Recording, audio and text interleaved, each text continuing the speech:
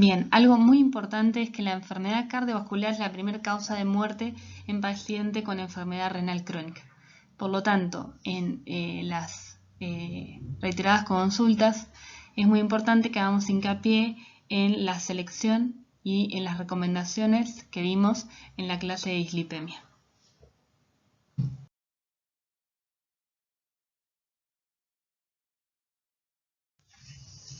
En el paciente renal, por lo tanto, sería un plan hiposódico menor a 2.000 miligramos por día desde la primera etapa hasta la última.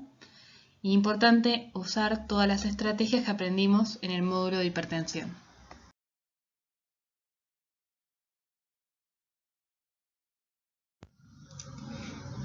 Con respecto al potasio, es importante que solo se restringe cuando la diuresis es menor a 1.000 mililitros por día. Que este hecho ocurre generalmente cuando el filtrado glomerular es menor a 10 mililitros por minuto. Esto quiere decir que generalmente en un paciente en una etapa predialítica no hace falta restringir potasio, pero es muy importante que tengamos en cuenta la valoración bioquímica para monitorear este mineral. En aquellos pacientes que el volumen de orina sea menor a 1.000 mililitros por día o que estén en hemodiálisis, es muy importante que restringamos cuál sería el requerimiento de 2 a 4 gramos por día o una fórmula un poco más específica, ya que según el peso seco del paciente, obviamente, sería 1 miliequivalente por kilogramo de peso. Tengan en cuenta que 1 miliequivalente es igual a 39 miligramos. Por lo tanto, multiplicando 39 por el peso, tendríamos el requerimiento de potasio.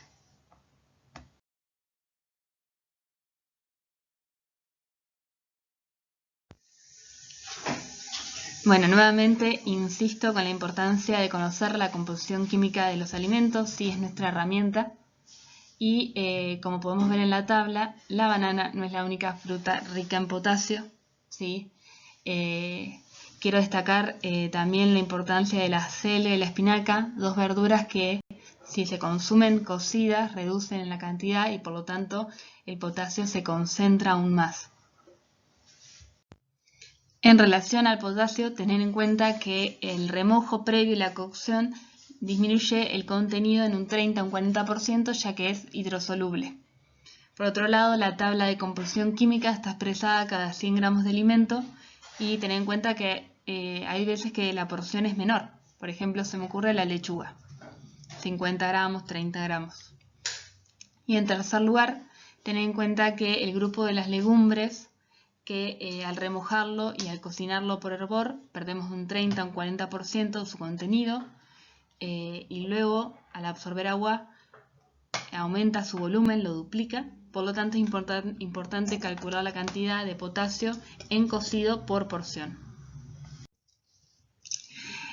Con todas estas consideraciones quiero que reflexionemos acerca del potasio y acerca del grupo en rojo, si es necesario restringirlo, prohibirlo, por así decirlo, en estos pacientes, o podemos ser creativos y buscar estrategias para que puedan consumirlos, individualizando la indicación de acuerdo a la valoración bioquímica, es decir, al dosaje de potasio en sangre, y como concluyo, no prohibir por prohibir. Antes mencionamos que el fósforo se iba acumulando en sangre a partir de que iba progresando la falla renal, por eso es importante controlar y aportar entre 800 a 1.000 miligramos por día desde el estadio 4. Esto resulta bastante sencillo de realizar en el paciente predialítico, ya que al controlar proteínas, controlamos un grupo de alimentos con alto contenido en fósforo. Ahora el desafío está en el paciente con hemodiálisis.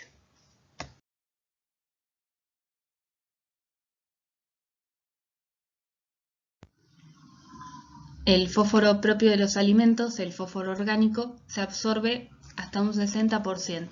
Sin embargo, el fósforo inorgánico se absorbe hasta un 100%. Las fuentes de fósforo ocultas en los alimentos ultraprocesados pueden llegar a representar un aporte de 1.000 miligramos por día, es decir, del total de la prescripción dietética. Es por eso que tenemos una razón más para disminuir el consumo de este grupo de alimentos.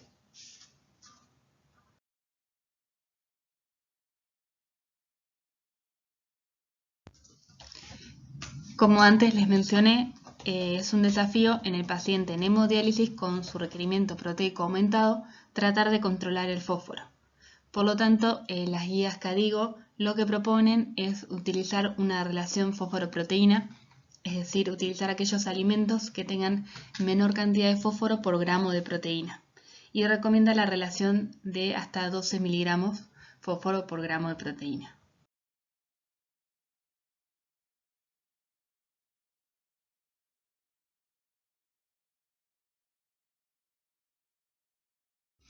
Una estrategia muy importante que tenemos para disminuir la absorción del fósforo dietario es el uso de quelantes de calcio que se unen al fósforo para disminuir su absorción. Es muy importante la recomendación de ingerir estos quelantes junto con las comidas.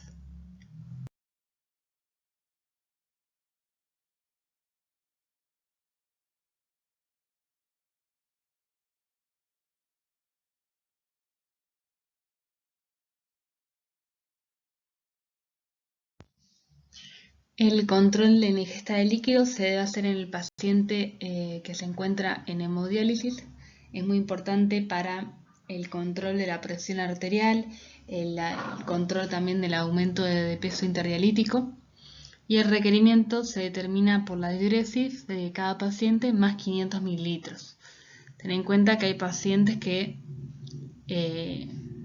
no presentan diuresis conservada, por lo tanto su requerimiento sería solo de 500 mililitros.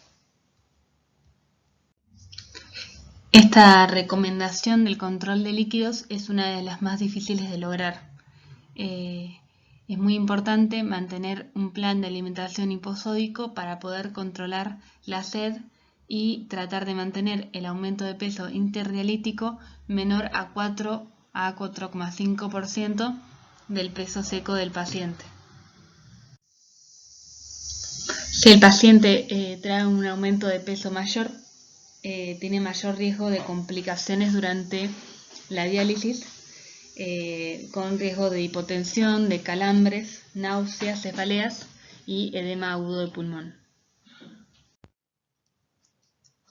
La fruta, como podemos ver, tiene un 90% de agua. Sin embargo, este no quiere decir que tengamos que restringir este grupo de alimentos con bajo contenido de sodio, con alto aporte de fibra, muy útil en la terapéutica de las dislipemias.